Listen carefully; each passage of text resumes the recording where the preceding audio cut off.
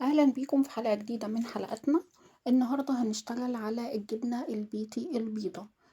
الجبنة البيتي هنعملها النهاردة بطريقة مبسطة جدا. هنشتغل النهاردة على 5 كيلو من اللبن. اللبن أنا بجيبه وبحطه في حلة زي ما انتوا شايفين، وبحطه في التلاجة لمدة 3 أو 4 أيام يجمع وشه، وبعد كده بشيل الوش بتاعه وبسيبه في الفريزر، وبفضل أجمع وش في وش، وبعد كده هقول لكم احنا هنعمل ايه بالوش ده. لو إحنا في الصيف بتعملي اللبن زي ما هو، ما تشيليش وشه، لإن الجبنة هتطلع مش كويسة معاكِ لو شِلتِ وشه، لكن وإحنا في الشتا بتشيلي الوش بتاعه. بعد كده هنبدأ نشغّل النار وندفّي اللبن. اللبن أنا عايزاه يكون دافي.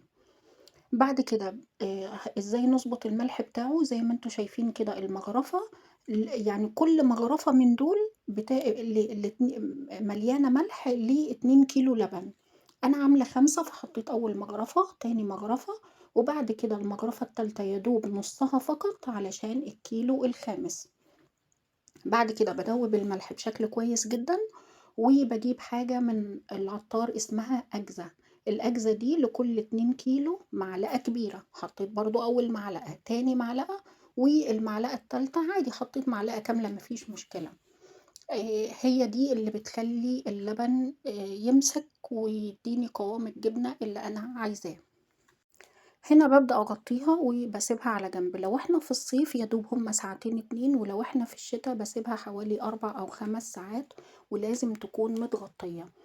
دلوقتي باجيب المصفى ويكون تحتها طبق، وباجيب عندي هنا أي طرحة تكون نضيفة، وباكون الطرحة دي أنا مخصصاها لعمايل الجبنة فقط.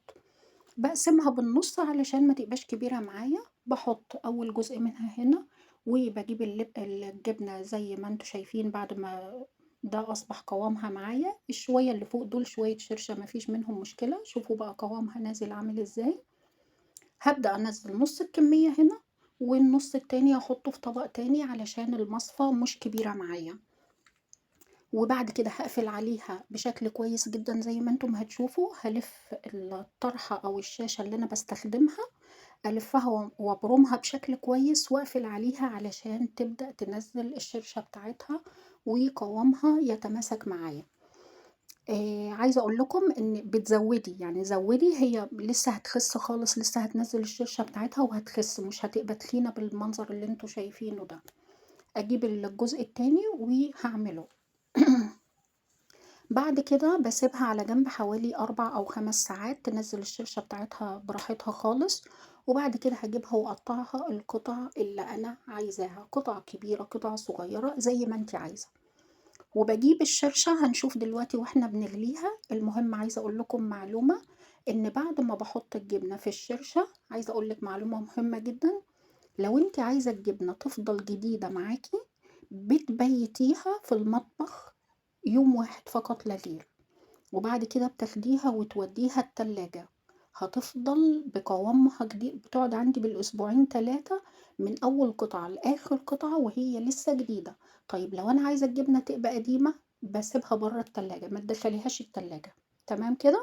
يبقى لو أنتِ عايزاها جديدة تبيتيها في المطبخ ليلة واحدة فقط لا غير، بعد كده بتدخليها التلاجة. لو عايزاها قديمة بتسيبيها برّه التلاجة وهي هتقدم. عندنا هنا الشرشة بتغلي على النار. أنا يا دوب بمجرد ما تبدأ تغلي زي ما إحنا شايفين كده، باسيبها تغلي 3 أو 4 دقايق، وبعد كده باطفي النار. شايفين الترسبات البيضا اللي فوق دي؟ دي اللي هنعمل منها أحلى مِش بلدي ممكن تاكليه. بعد ما بتغلي باسيبها على جنب على النار. باسيبها قصدي على جنب، خلاص أنا طفيت النار. الترسبات البيضا دي هتبدأ تنزل في الحلة من تحت، والشرشة هتطلع فوق.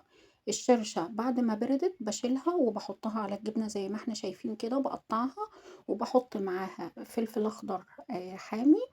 وزي ما أنتِ عايزة بقى، عايزاها جديدة عايزاها قديمة، بتشوفي أنتِ هتعمليها إزاي. الترسبات البيضا بقى دلوقتي إحنا هنجيبها علشان نبدأ نعمل المِش بتاعنا. عندنا هنا فلفل أحمر، فلفل أحمر عادي مش الرومي الكبير، الأحمر العادي. باجيبه، يا دوب أنا عندي شوية صغيرين بس لإن الكمية عندي مش كبيرة، وبعدين إحنا في الصيف إحنا مش في الشتا. فبينزّل لي كمية قليلة، لكن لو في الشتا كل حاجة من دي بتطلّع لي كمية أكبر بكتير.